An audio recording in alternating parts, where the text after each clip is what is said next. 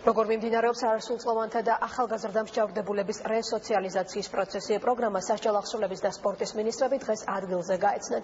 მე-11 დაწესებულებაში მყოფი პატიმრებისთვის რამდენიმე აქტივობაა გათვალისწინებული. განსაკუთრებული აქცენტი კი პროფესიული უნარების გამომუშავებაზე, სპორტში ჩართვაზე და კულტურულ ღონისძიებებზე კეთდება. არასრულწლოვანი და ახალგაზრდა მსჯავრდებულების რესოციალიზაციის ხელშეწყობის პროგრამა. ასე ქვია პროექტს, რომელიც პენიტენციალურ სისტემაში ხორციელდება.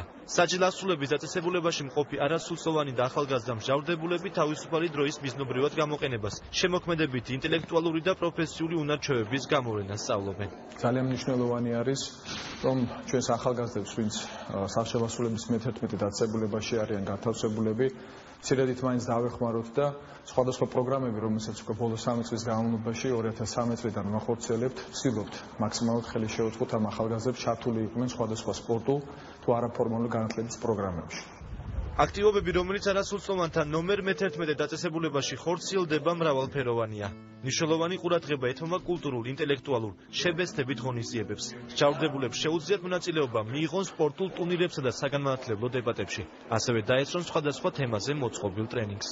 პროგრამის ფარგლებში ყველა ეს ღონისძიება, სათქმელი კურსი თუ ტრენინგი მიმდინარეობს მთელი წლის განმავლობაში, აქვს განხილვაობითი ხასიათი, რაც რა თქმა უნდა ძალიან ეფექტურად აისახება მსჯავრდებულების რესოციალიზაციაზე, რაც შეეხება მწვრთნელებს, ტრენერებს, პედაგოგებს, რომლებიც ასწავლიან მსჯავრდებულებს პროგრამის ფარგლებში, ჩვენ ვარჩევთ სამინისტრო კონკურსის წესით. პროექტის მიმდინარეობას სასჯელ ახსოვლების ნომერ მე-11 დაწესებულებაში მინისტრები გაეცნენ. მათ მსჯავრდებულები მოინახულეს და სპორტული ინვენტარი გადასცეს.